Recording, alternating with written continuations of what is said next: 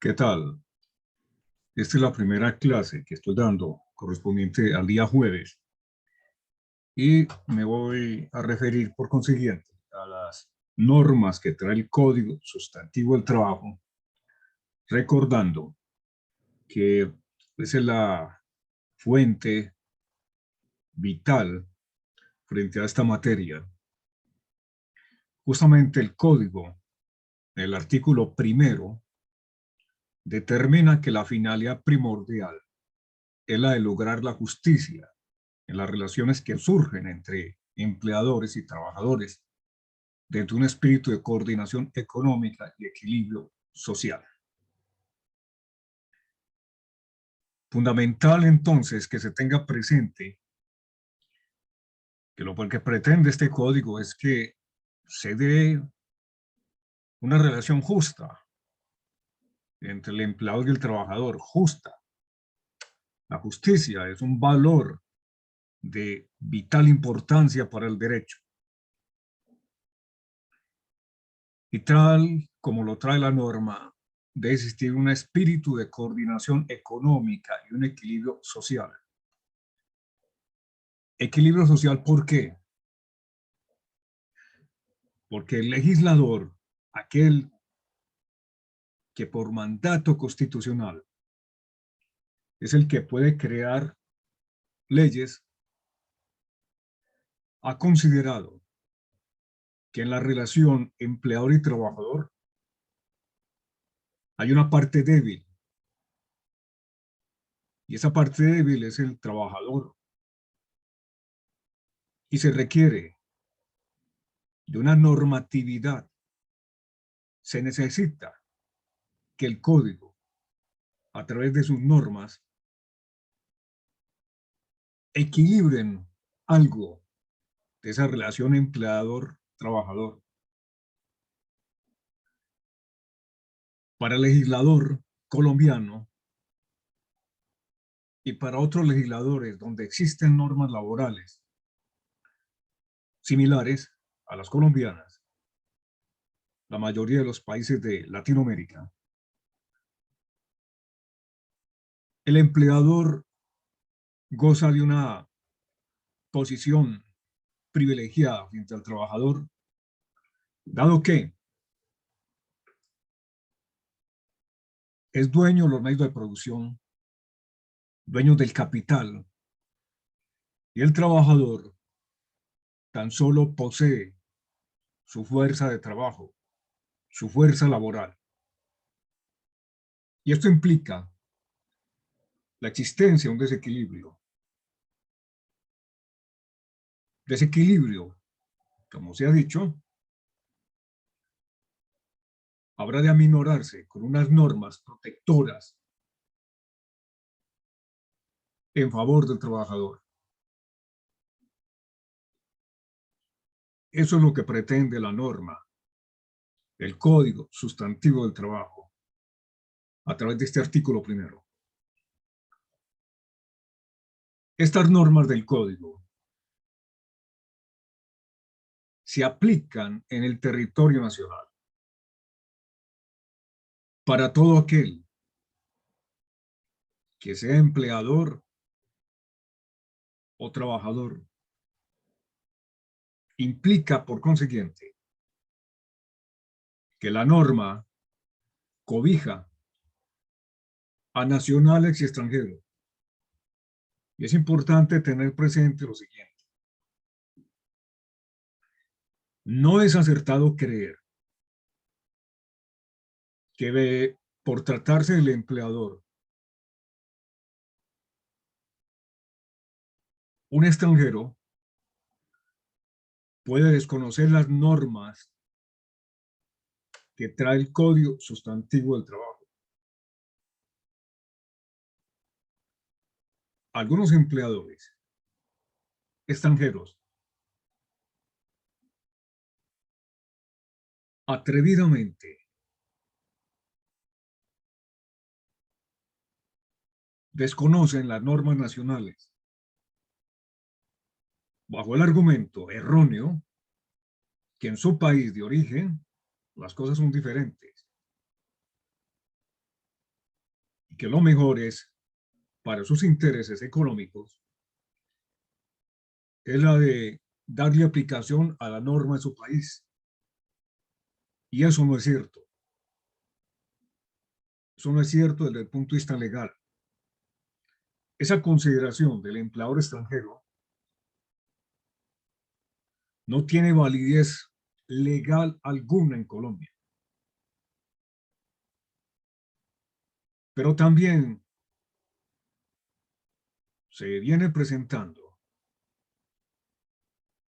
que algunos empleadores colombianos, frente a trabajadores no nacionales, abusen de ese trabajador no nacional. A manera de ejemplo, lo que pasa con algunos empleadores frente a los venezolanos que llegan al país y son explotados económicamente. Les pagan menos del salario mínimo mensual legal vigente, no les reconocen prestaciones sociales,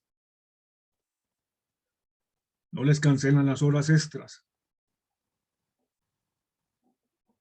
no les otorgan las vacaciones cumplido el tiempo que la ley nacional establece para tener el derecho a las vacaciones. Desconocen, por consiguiente, lo que la norma, el código, artículo segundo, determina. Es un acto totalmente ilegal. Y ese extranjero, a manera de ejemplo, el venezolano, puede acudir a las autoridades colombianas y denunciar al empleador nacional. Queda dicho entonces que conforme al artículo segundo, las normas de este código se aplican en todo el territorio nacional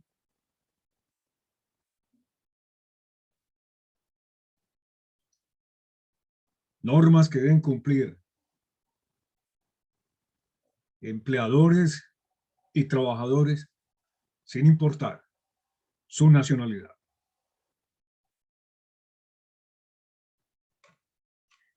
Enseguida traigo el artículo tercero del código.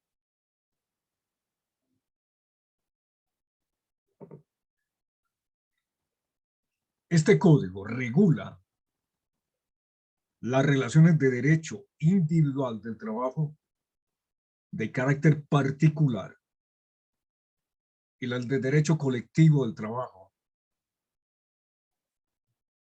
para trabajadores oficiales y trabajadores particulares o para empleadores oficiales e igual para empleadores particulares.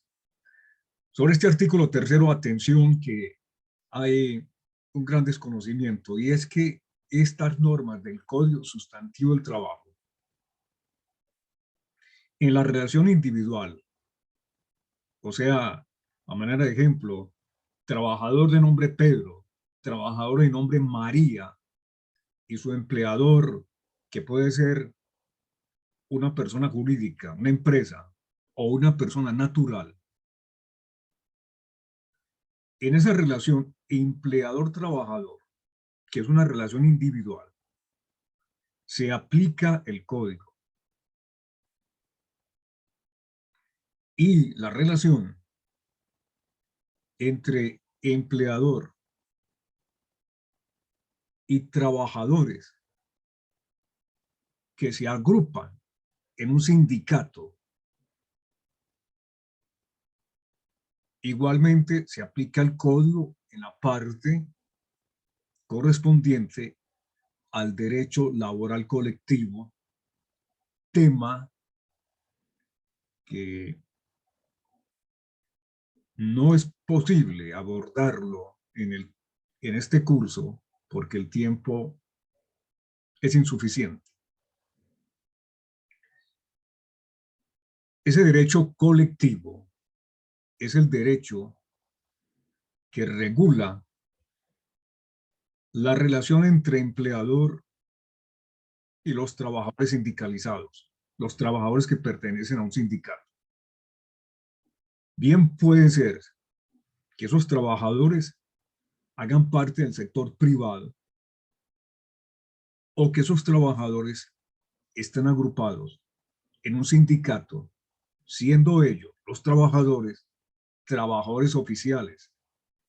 Cuando se dice trabajadores oficiales, atención al concepto, es que su empleador es el Estado y se les llama trabajadores oficiales. El Estado es el empleador, los trabajadores oficiales se han agrupado en un sindicato. Quiere decir, por consiguiente, reitero, siempre presten atención a lo que digo, todo es importante. Los trabajadores del sector privado pueden agruparse en un sindicato. Los trabajadores del sector público, es decir, quienes tienen como empleador al Estado, esos trabajadores se conocen con el nombre de trabajadores oficiales. Entonces, el código en la parte colectiva, que corresponde al derecho colectivo, se aplica, reitero, a aquellos trabajadores pertenecientes a un sindicato y su relación con el empleador. Ahí se aplica igualmente el derecho laboral colectivo, pero esa parte del derecho, que es el derecho laboral colectivo, no se alcanza a ver en esta materia. El código está dividido en tres partes. La primera parte, el derecho laboral individual, que es el que se va a estudiar en este curso. La segunda parte, el derecho laboral colectivo, que no se alcanza a estudiar en este curso porque no hay tiempo. Y una tercera parte, que es el derecho procesal laboral, que es el que estudian los que están cursando la carrera de Derecho, que al igual, pues también tienen que estudiar la parte individual y la parte colectiva. Pero ustedes, y de acuerdo a lo que les interesa en su carrera, es el derecho laboral individual, el que se va a estudiar y el que yo les voy a enseñar. Justamente el artículo 4 establece que las relaciones de derecho individual de trabajo entre la administración pública y los trabajadores de ferrocarriles, empresas, obras públicas y demás servidores del Estado no se rigen por este código en la parte individual, sino por los estatutos especiales que luego de que se expidió este código se crearon, se dictaron para decir lo siguiente: esos servidores públicos en la relación individual entre trabajador y empleador tienen unas normas diferentes a las que trae el Código Sustantivo del Trabajo en la parte individual. Diferentes. A manera de ejemplo, una señora de nombre Lucía Betancourt, que trabaja en labores de limpieza en un hospital público,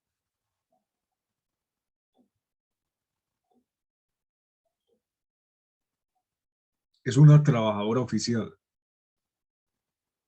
el hospital, que es una entidad pública, una entidad del Estado, el empleadora, si el hospital no le cancela el salario, tal como manda la ley,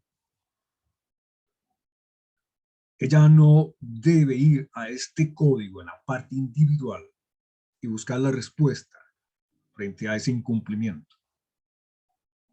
¿Por qué? La relación que ella tiene con el hospital se rige por unas normas diferentes a las del Código Sustantivo de Trabajo.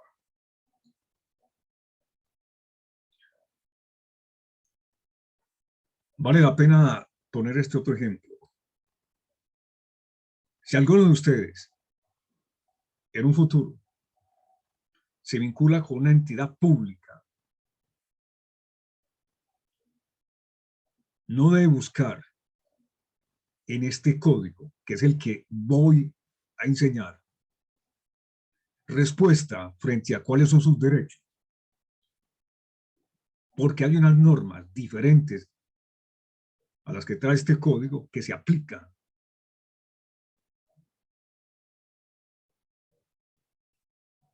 Son normas laborales igualmente, pero como no se está trabajando frente a un particular, no hay por qué buscar las normas, el Código Sustantivo del Trabajo. O dicho de otro modo, y lo estoy manifestando para que se entienda con absoluta claridad, lo que yo les enseño en este curso es el derecho laboral individual aplicado en el sector privado, no en el público. Insisto, individual es lo que pasa entre el trabajador y su empleador, no entre los trabajadores, no es en plural, es trabajador individual y aquel que tiene la figura de empleador. Téngase presente eso porque es vital ir entendiendo y estudiando desde un principio el contenido de esta materia.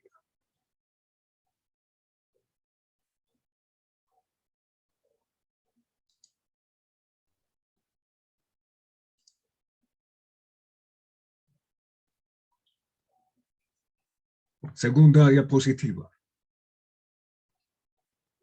El código en el artículo 5 define lo que es trabajo. El trabajo para el código, el trabajo para la ley laboral, es toda actividad humana y libre. Bien puede ser de forma material o intelectual, permanente o transitorio, que una persona natural, o sea, una persona individual, que es el trabajador, realiza en favor de otra, que es el empleador.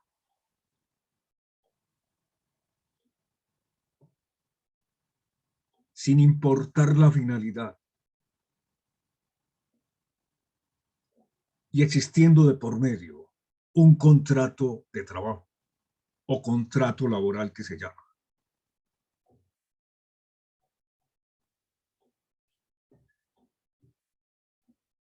Debe haber, por consiguiente, un empleador y un trabajador que están unidos por un contrato de trabajo, no otro diferente, unidos por un contrato de trabajo. Ese trabajo, tal como lo trae la norma, es libre, porque es que en Colombia, formalmente, ha desaparecido hace una buena cantidad de años el trabajo bajo formas de esclavitud. El trabajador es libre de prestar sus servicios a otra persona y el empleador es libre de contratar a ese que aspira a ser trabajador. Igualmente, la norma trae algo bien importante. La actividad puede ser física, material o intelectual.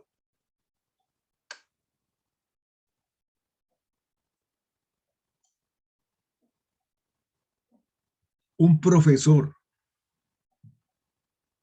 de una universidad, de un colegio, presta sus servicios a un empleador. Y ese servicio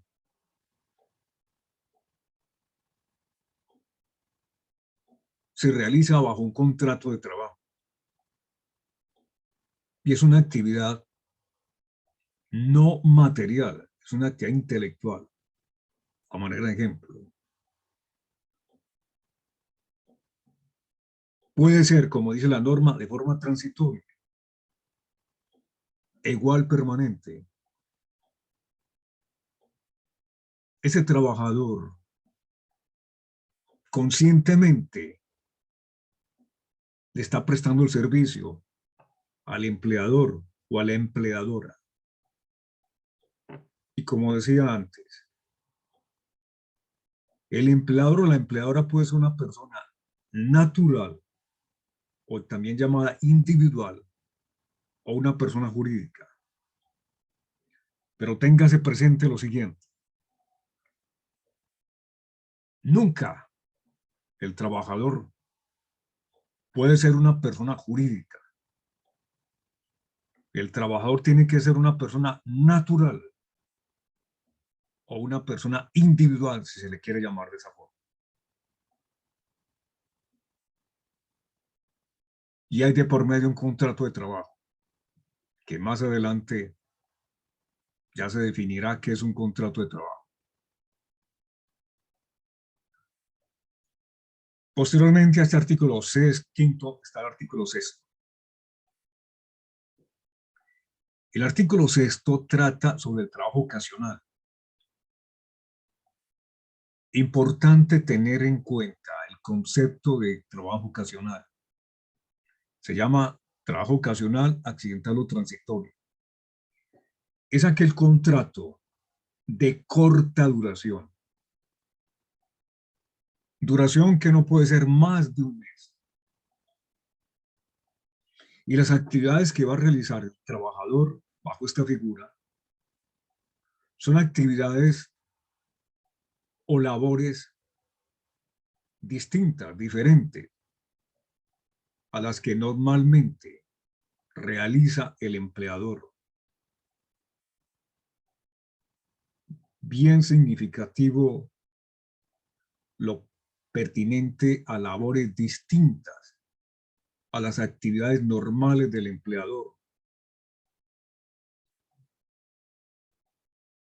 Y un ejemplo para ilustrar este artículo 6. Es común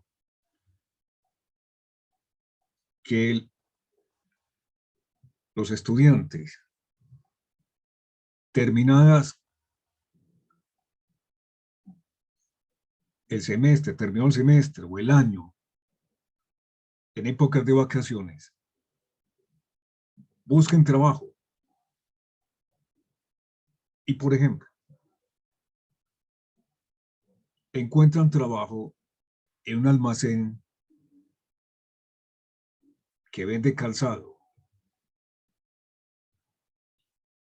Y, y ese estudiante es contratado para que realice labores de venta en ese almacén de calzado. Pues ahí no se trata de un trabajo ocasional o transitorio, porque ese trabajador está realizando una labor ordinaria, común, a lo que se dedica el almacén de calzado. está ayudando a vender calzado. No hay tal contrato ocasional o transitorio, porque las labores son labores habituales, comunes, a las que realiza el almacén, el empleador. Ese trabajador estaría vinculado mediante otra forma que más adelante se verá sobre los tipos o clases de contrato de trabajo. Pero que no se piense, que no se cometa el error, que se trata de un trabajo ocasional o transitorio.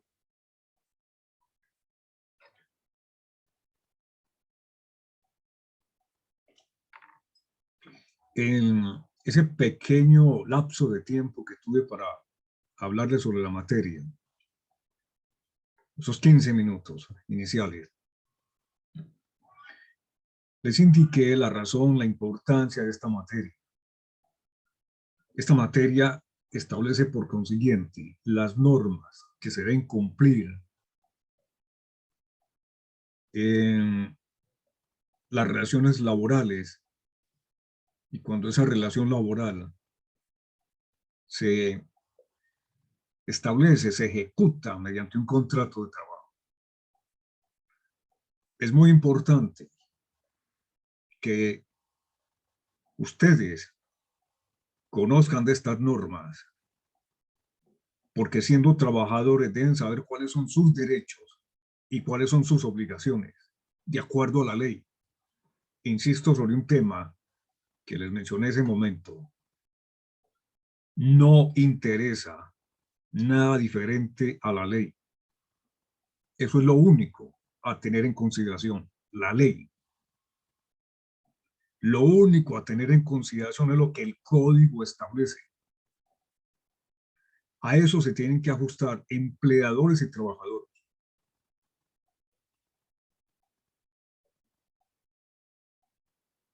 Sería un error por parte del empleador contratar un trabajador bajo esta figura de trabajo ocasional, y sigo con el ejemplo, para que ayude a vender calzado. Es un error.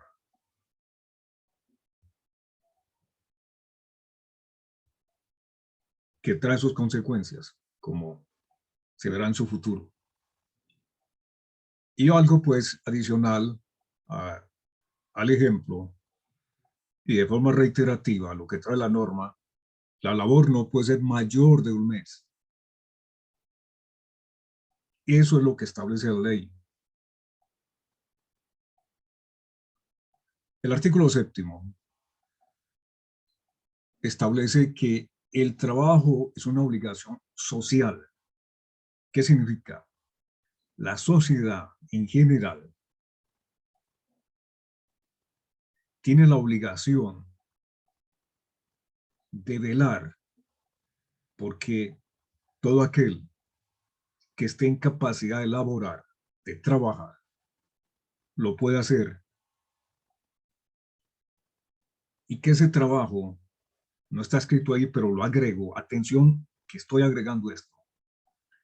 Ese trabajo tiene que ser en unas condiciones de dignidad,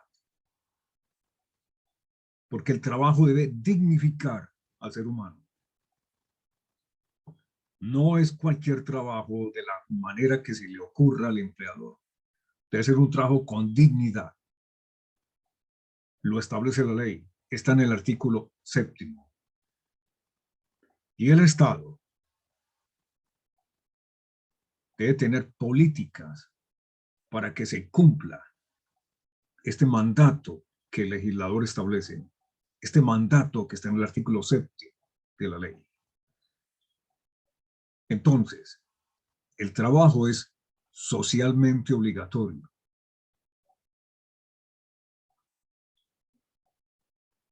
Artículo 8. La libertad de trabajo. No es posible desde el punto de vista legal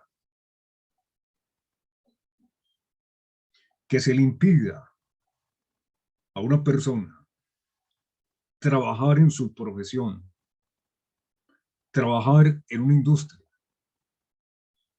en el comercio, si esa persona considera que le es placentero trabajar ejerciendo su profesión, ejerciendo su oficio en una industria, su oficio en un comercio, en el comercio, nadie puede impedirle esto. Pero atención, esa actividad tiene que ser lícita, es decir, esa actividad tiene que estar conforme a la ley, conforme a la ley. Y un ejemplo muy claro de entender, que no se vaya a decir que un individuo que se dedica a la venta de sustancias psicoactivas, marihuana, cocaína, que esa actividad se puede ejercer porque está trabajando. La ley no ampara esto. Por el contrario, la ley prohíbe que se trabaje en ese tipo de actividades. Quiere decir que el trabajo es protegido por la ley si la ley misma establece que no hay impedimento normativo, legal, para realizar esa labor. Ahora, dice la norma que la libertad de trabajo puede ser limitada mediante una decisión a través de una resolución de una autoridad competente. Esa autoridad competente tiene como pilar o fundamento proteger los derechos de los trabajadores, proteger los derechos de la sociedad. Ahí puede existir limitación al trabajo.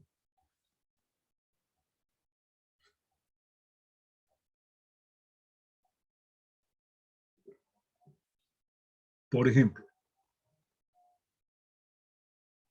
la ley colombiana, en términos generales, prohíbe que los menores de edad trabajen en beneficio de un empleador, salvo si la ley autoriza. Si la ley no autoriza, una autoridad competente, como es el Ministerio del Trabajo, a través o mediante los inspectores de trabajo, puede impedir que el menor de edad trabaje.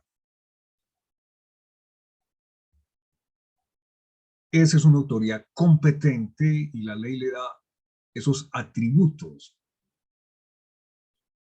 a esa autoridad. Ese inspector de trabajo representa al Estado y tiene que cumplir lo que la ley ha establecido. Más adelante se explicará lo pertinente al trabajo de los menores de edad.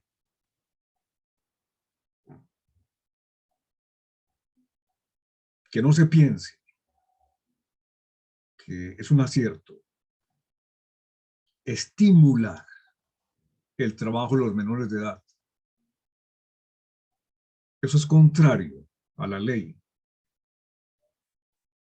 Los menores de edad tienen que estar estudiando, no trabajando. Pero si obtienen la autorización conforme manda la ley, pueden trabajar.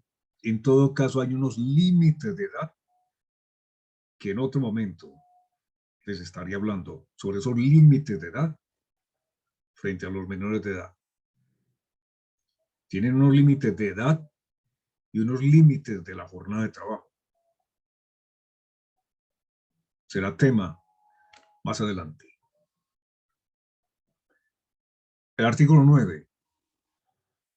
Protección al trabajo. El trabajo goza de la protección del Estado.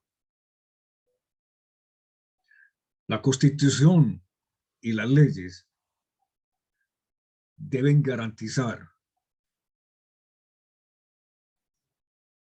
la protección al trabajo.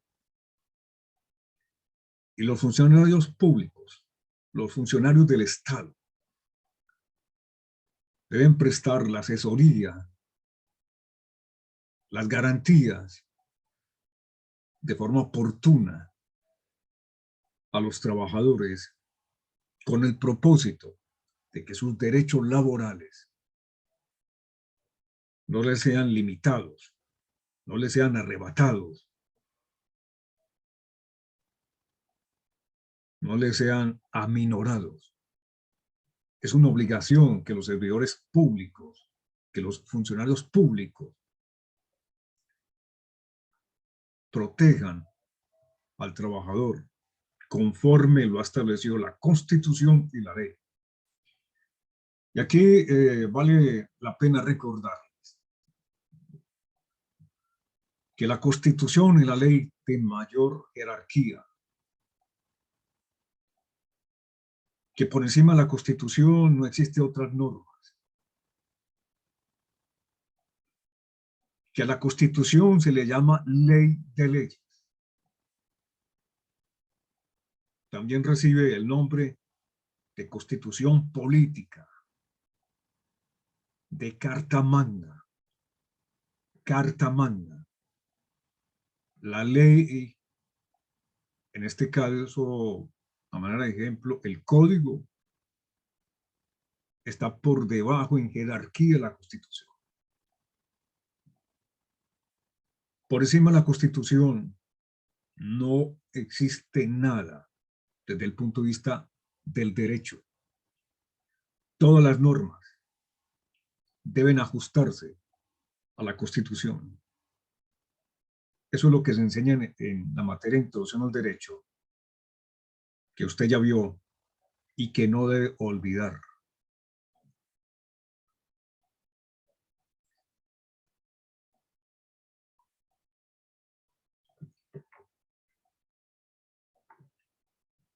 Funcionarios públicos que deben proteger los derechos de los trabajadores.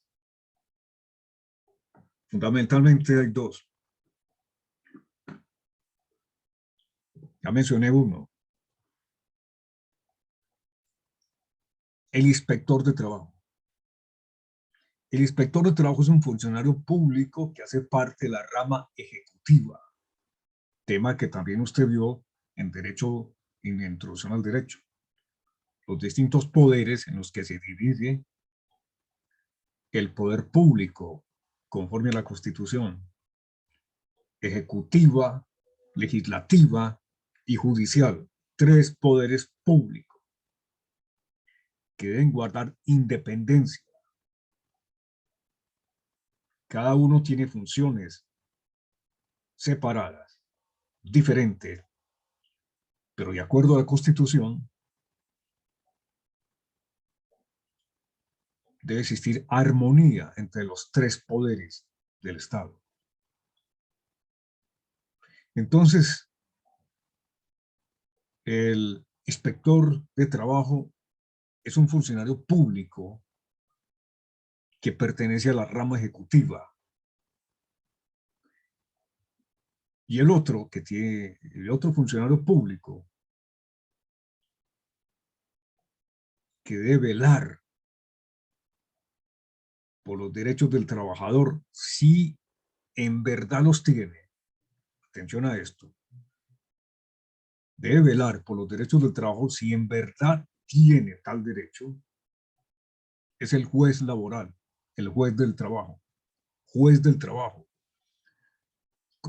como su nombre lo indica, el juez laboral, hace parte de la rama judicial o jurisdiccional.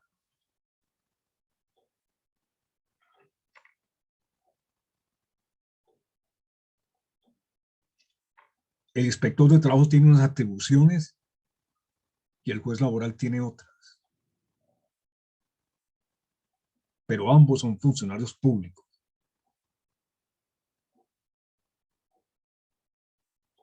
que deben velar por los derechos de los trabajadores, que no les sean violentados. Insisto, siempre y cuando en verdad se esté en presencia de un derecho. Esto no es de invenciones. ¿Se tiene un derecho o no se tiene? Si la conducta del trabajador encaja de manera perfecta dentro de la norma que trae el código, se tiene un derecho o se tiene una obligación. Lo importante es que la conducta encaje de forma perfecta en la norma que trae el código. Téngalo presente.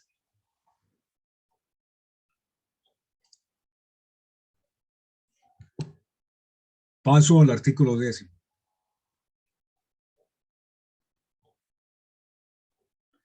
Ante la ley colombiana, todos los trabajadores, todas las trabajadoras, tienen la misma protección, la misma garantía. No puede haber distinción alguna, como lo dice la norma en el artículo 10, por razones de sexo, de género,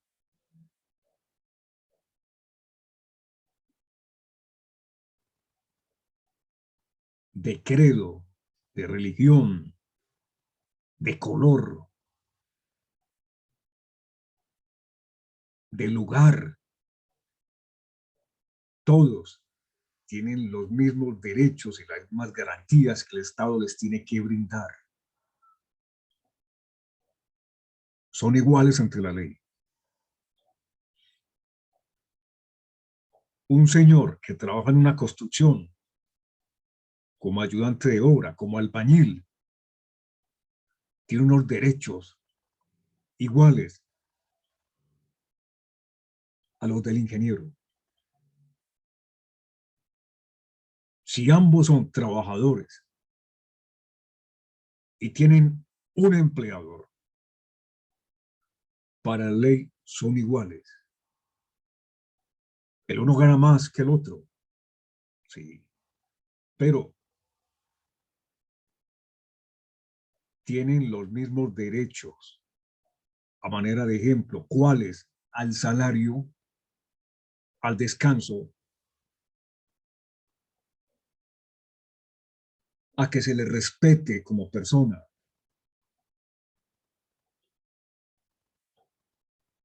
Tienen derecho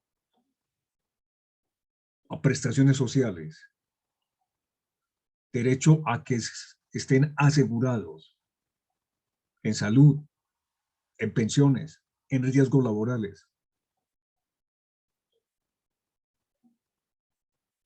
El uno es ingeniero y el otro es un albañil.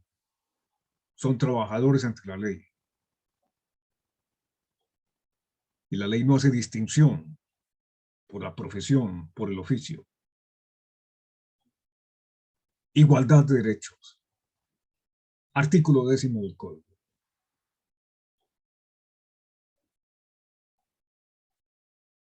Artículo 11, que tiene que ver con lo que ya mencioné. Toda persona tiene derecho al trabajo y goza de libertad para escoger profesión o oficio dentro del marco normativo, dentro de la Constitución y la ley.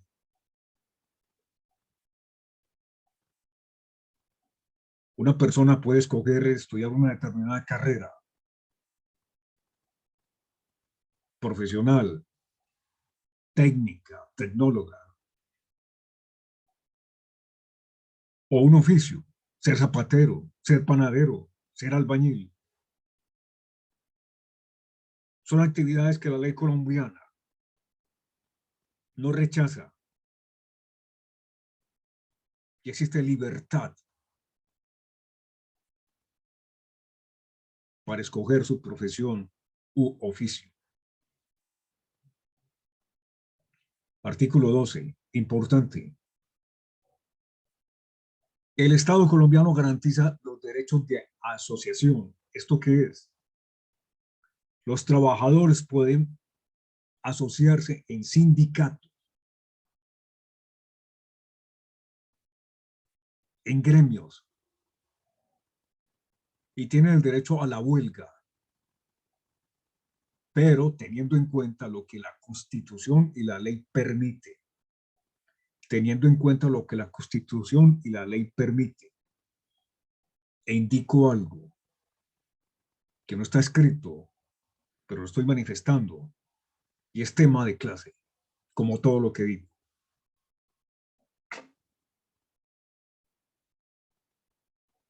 La huelga, que es un derecho que está en la ley,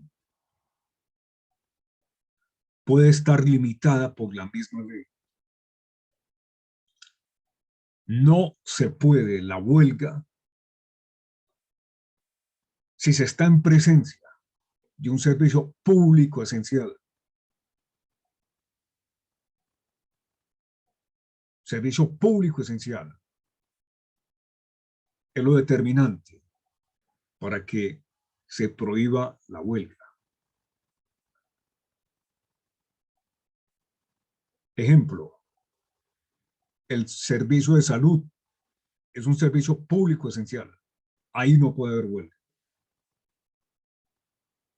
En la educación es un servicio público esencial. No puede haber huelga. El servicio que presta el Banco de la República, Banco de la República, es un servicio público esencial. Ahí no puede haber huelga.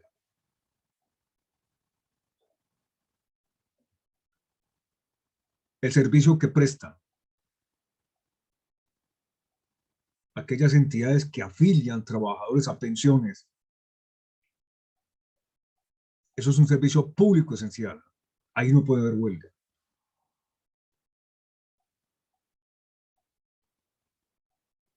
La explotación de petróleo es un servicio público esencial. Ahí no puede haber huelga. Son varios los servicios públicos esenciales. El legislador, el Congreso, es quien determina cuándo se está en presencia de un servicio público esencial. No los empleadores. No los empleadores. No los trabajadores. Es el legislador, a través de la ley, quien determina si está en presencia un servicio público esencial. El servicio de energía, de acueducto, de alcantarillado, recolección de basura, es un servicio público esencial y no puede haber huelga. Por consiguiente, la huelga que está permitida en la ley puede tener limitaciones conforme a la Constitución y a las leyes. Pero hay que ajustarse al texto de la Constitución o al texto de la ley. Artículo 13. Este código, el sustantivo del trabajo, contiene unos derechos, unas garantías mínimas en favor de los trabajadores, no en favor de los empleadores, en favor de los trabajadores. Cualquier arreglo, cualquier estipulación que afecte, que desconozca esos derechos, esas garantías mínimas, no tiene efecto alguno. Es como si no existiera.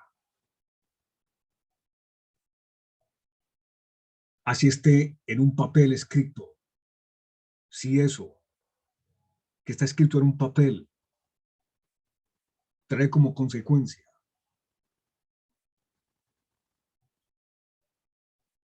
arrebatar, disminuir, restringir derechos y garantías mínimas de los trabajadores, no tiene efecto alguno, no sirve absolutamente para nada. ese documento, ese papel. Por ejemplo, el derecho al descanso es un derecho que tiene todo trabajador. No puede ser posible, desde el punto de vista legal, que en un papel se diga, este trabajador tendrá una jornada de 360 días sin un día de descanso. Es un derecho, una garantía mínima el derecho al descanso. No puede ser posible que se diga en un papel que el trabajador que tiene un empleador, que debe obedecerle al empleador, que el empleador le da órdenes, deje de percibir el salario. ¿Por qué? Pues porque el trabajo, de acuerdo al código sustantivo laboral, el trabajo es remunerado, no es gratuito. Si hay un contrato de trabajo, hay que pagar por ese trabajo. Artículo 14. Las normas que trae este código sustantivo del trabajo son normas de orden público.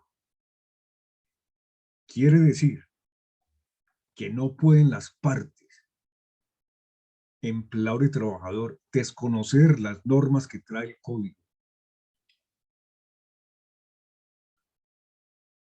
Por consiguiente, los derechos del trabajador son irrenunciables. No se pueden arrebatar, salvo en aquellos casos que la ley expresamente establezca lo contrario. Si la ley no dice nada, no se le puede arrebatar el derecho a un trabajador, a un salario, al descanso, a las cesantías. No se le puede arrebatar el derecho a estar asegurado. Y el trabajador no puede renunciar a esos derechos. No puede ser, a manera de ejemplo, que el trabajador le diga al empleador, a manera de ejemplo, reitero, la situación de la empresa está muy mal, no me pague este mes. No puede renunciar al derecho a recibir su salario. No lo puede hacer. No lo permite la ley. No me consigne las cesantías en un fondo. Después arreglamos. No es posible. No puede renunciar a ese derecho. Y si renunciara, esa renuncia no tiene eficacia alguna. Entonces, que quede claro, los derechos, las garantías mínimas que trae este código son irrenunciables.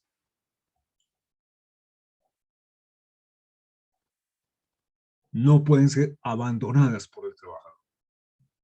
Y el empleador no se las puede arrebatar, conforme a la ley, conforme al código. Otra diapositiva.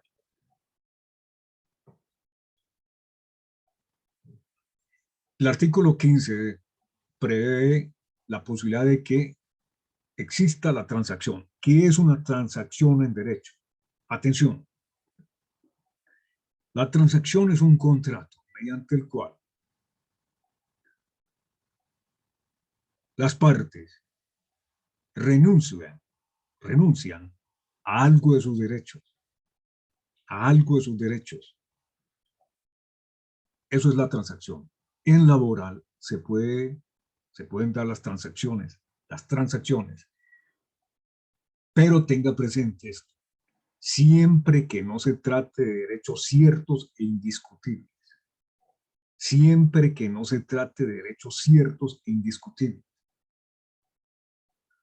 Si un trabajador adquirió el derecho al salario, ya cumplió con los requisitos para el salario, para gozar del salario, ese derecho es cierto porque cumplió los requisitos.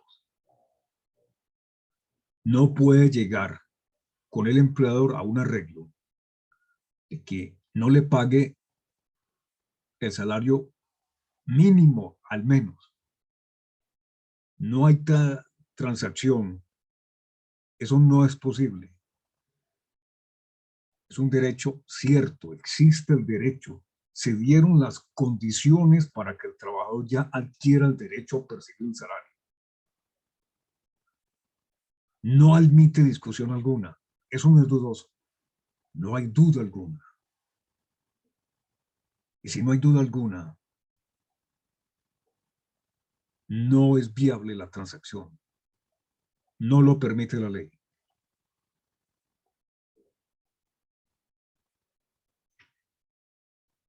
El artículo 16 ya se había mencionado, entonces indica la norma que las normas del trabajo son de orden público y producen efecto inmediato. Cuando la norma existe, inmediatamente se aplica. Esa norma se aplica al contrato vigente. Se aplica al contrato que venía con una norma anterior, pero llegada a nueva norma, esa nueva norma puede modificar ese contrato que venía con fundamento en la norma anterior.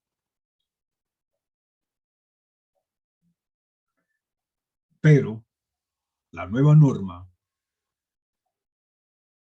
no puede modificar situaciones ya consolidadas,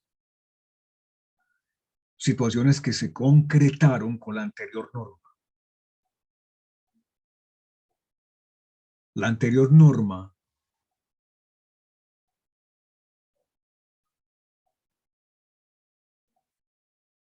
puede ser modificada por la nueva, pero los derechos del trabajador que se adquirieron con la anterior no pueden ser borrados a manera de ejemplo.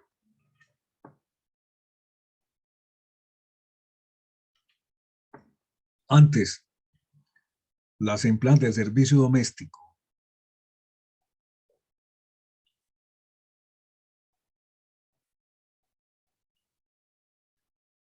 no tenían derechos como el resto de trabajadores. Incluso no se les pagaba. Hace ya varios años, muchos años. A cambio del trabajo se le daba la comida y la vivienda, pero no se debía salario.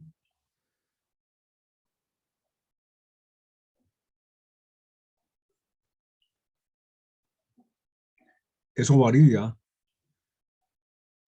y empezaron a tener, y estoy hablando de muchos años atrás, muchos, a recibir su salario. No puede un empleador decir que hay que volver a la norma anterior cuando no se les pagaba.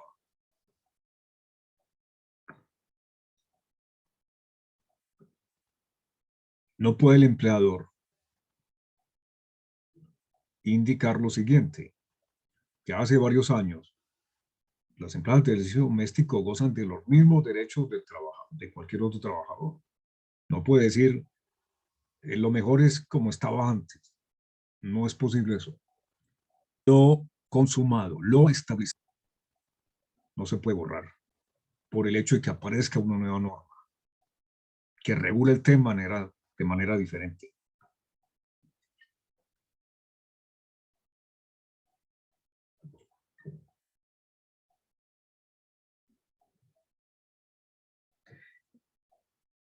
Si hay dos normas, y ese es el numeral segundo del artículo 16, dos normas que regulan el mismo tema, dos normas vigentes que regulan el mismo tema, siempre se le aplica al trabajador la norma más favorable. Dos o tres normas, por ejemplo, que regulan el mismo tema. Esas normas están vigentes. Siempre se le aplica al trabajador la norma más favorable. Y esto es lo que se conoce como el principio de la favorabilidad. Principio de la favorabilidad. Siempre se le aplica al trabajador la norma más favorable, pero tenga presente, siempre y cuando en el mismo momento se presenten dos o más normas que estén regulando ese tema. Siempre se le aplica al trabajador la norma más favorable.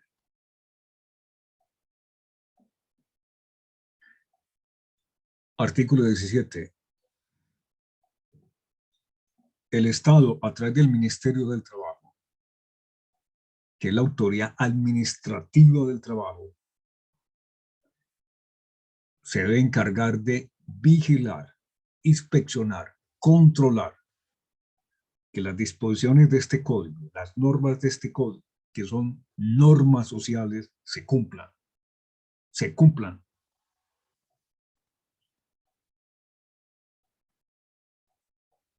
Entonces, un inspector de trabajo, que es la autoridad administrativa, que pertenece al Ministerio del Trabajo, que reitero, hace parte del Ejecutivo, tiene la obligación de vigilar, de inspeccionar, de controlar que un empleador sí esté cumpliendo las normas que trae el código. Artículo 17 del código.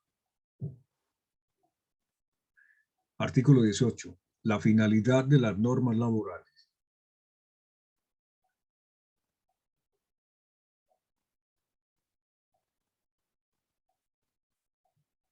es la protección al trabajador, es que se dé un trabajo en condiciones de dignidad, de equilibrio,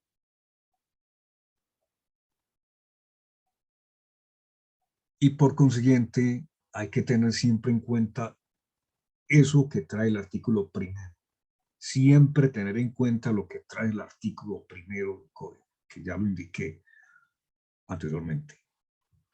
Todas las normas, las distintas normas que trae el código, los distintos artículos que trae el código, tienen que interpretarse de acuerdo al artículo primero del código. Implica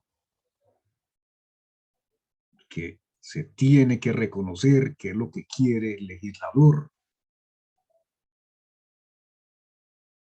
a través de las normas laborales, iniciando con el estudio del artículo primero que ya lo mencioné. Artículo 20. En caso de que existan normas diferentes a los laborales que regulen un tema, se va a cumplir la norma laboral. Es esto. Existe una norma laboral y una norma que no es laboral, que está, por ejemplo, en el Código Civil, y una norma que está en el Código Laboral y regulan las dos normas un mismo tema. Siempre se prefiere a la norma laboral por ser una norma específica para ese tema. Por ser una norma específica para ese tema, se prefiere la norma laboral. Artículo 21, ya lo había mencionado ahora, la favorabilidad de las normas. En caso de que exista duda, conflicto entre normas vigentes de trabajo, se le aplica al trabajador la más favorable. Y hay que aplicarla totalmente, íntegramente, no por un pedazo, no que aplico este pedazo de la norma y este otro no lo aplico. Se aplica la más favorable al trabajador. Un ejemplo, para ir finalizando. El gobierno nacional estableció que para el año 2022 el salario mínimo era de 1.000.000 de pesos. Pero puede ocurrir que en una empresa se haya acordado entre el sindicato y el empleador un salario de 1.300.000 mínimo. Llega un nuevo gerente y pretende desconocer ese acuerdo que existió entre la empresa y los trabajadores sindicalizados, de un salario superior al mínimo de 1.000.000 de pesos. Y ese gerente de pronto, por ignorancia, que no la debe tener, pensará que él tiene dudas y que lo mejor financieramente para la empresa es que sea el salario mínimo. Pues no, se va a aplicar la que más favorezca al trabajador. Hay dos normas que regulan el mismo tema. La norma que establece que el salario mínimo es de 1.000.000 de pesos, que es la norma para todo el país. Pero hay una norma interna en esa empresa, que ha determinado que sea de 1.200.000, 1.300.000. Y ese gerente ignorante que es, y que no debería ser ignorante frente a la ley, sino para qué asumió la gerencia, se le ocurriría pensar, tengo dudas, y entonces financieramente lo mejor para la empresa es por 1.000.000 de pesos. Imposible. Está violentando el artículo 21 del Código. Muy bien, esta ha sido la clase correspondiente al día jueves de la semana anterior. Y por consiguiente deben estudiar y, si tienen dudas, hacer las preguntas pertinentes. Que estén bien. Habló el profesor Oscar Córdoba.